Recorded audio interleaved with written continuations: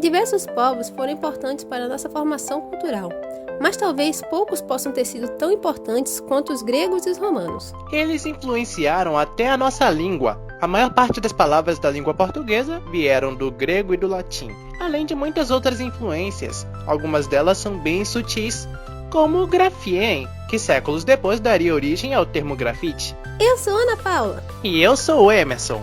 E você está no Mundo e Nós Mesmos, onde mostramos que a cultura está mais perto do que você imagina. Hoje vamos falar sobre 10 influências greco-romanas na cultura brasileira, que você com certeza não sabia.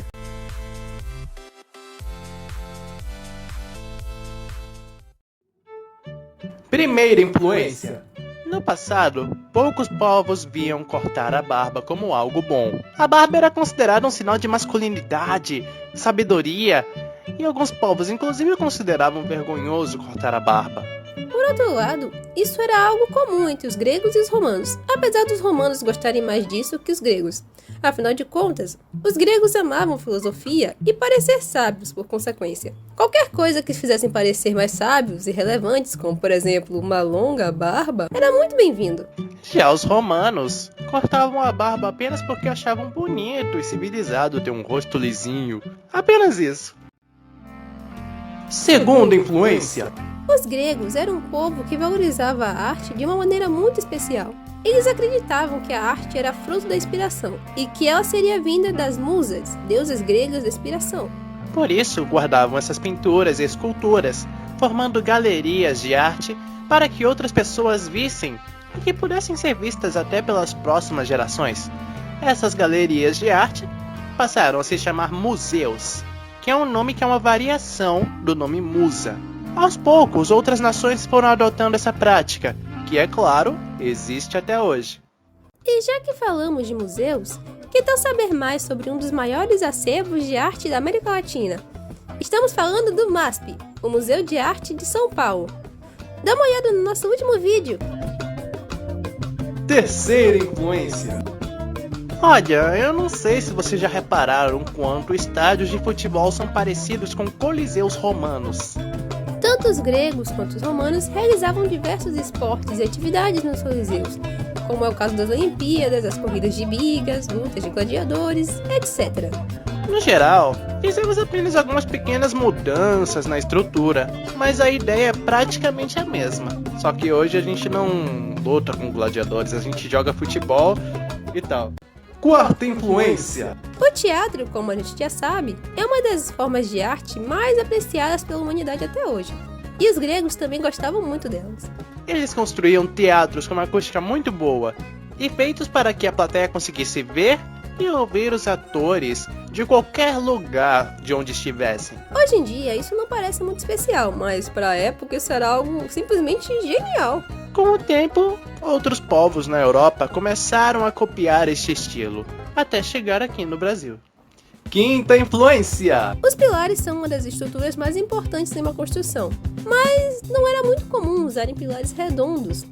Quando a Grécia cresceu como nação, ela levou seus pilares redondos e decorados aonde quer que chegasse.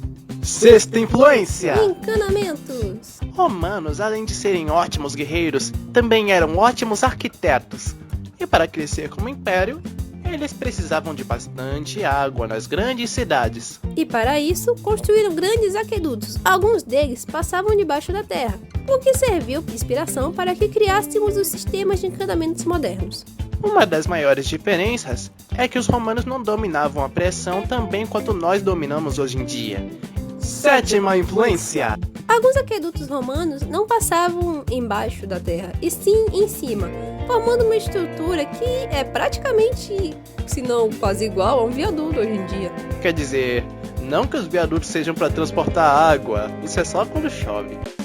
Mas tanto o viaduto quanto o aqueduto passam por cima de outras partes da cidade, sem interferir com a cidade lá embaixo. Oitava influência. Uma das coisas que a gente não ouve muito por aí, e eu imagino por quê, é que poucos povos no passado usavam roupas de baixo.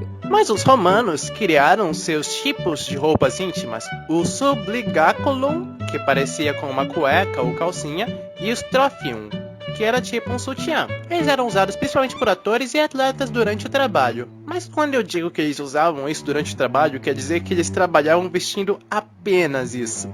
Nona influência.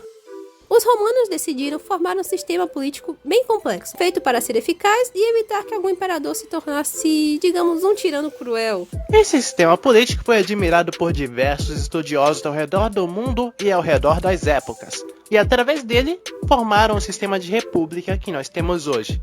Décima influência. A arte muitas vezes se limitou a copiar algo que já existia, mas os gregos e seu instinto artístico não se davam por satisfeito. Por isso passaram a trabalhar com a liberdade artística. Essa liberdade artística dava ao artista o direito de adicionar detalhes ou criar a partir de sua imaginação, deixando a sua marca registrada, o seu estilo próprio. Isso que hoje em dia também chamamos de licença poética foi muito importante para diversos movimentos artísticos atuais, como as vanguardas europeias, por exemplo.